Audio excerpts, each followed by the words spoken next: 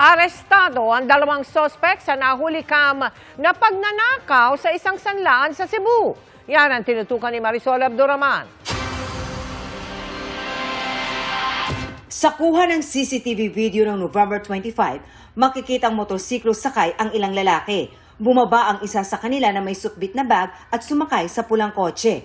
Ang lalaki, isa raw sa mga suspects sa pang-hold up sa isang pawn shop sa Cebu.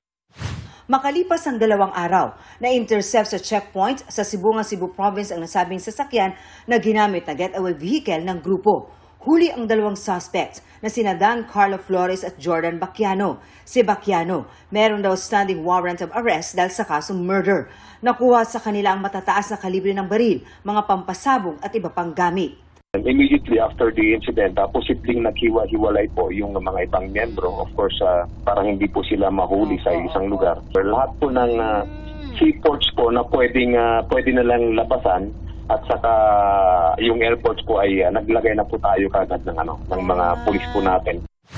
Nitong Sabado ng umaga, nang pasukin ng mga armadong kalalakihan ang pawn shop sa Cebu City, natangay ang hindi pa matukoy na halaga ng mga alahas. Inaalam ng Police Regional Office 7 kung konektado sa iba pang grupo ang mga suspect. Based po sa armaments at saka number of persons po na involved, it's really a big group. Hindi lang po basta-basta isang maliit na grupo. Kasi nakita naman po natin sa CCTV na talagang daring po yung ginawa nila. Sa ngayon, patuloy raw ang pagtugis ng Pro-7 sa 6 o higit pang suspect na sangkot sa krimen. Tukoy na raw ng mga otoridad ang pagkakakilanlan ng ilan sa kanila.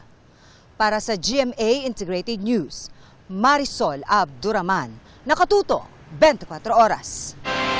Mga kapuso, kasama niyo kami 24 oras. Mag-subscribe sa GMA Integrated News sa YouTube.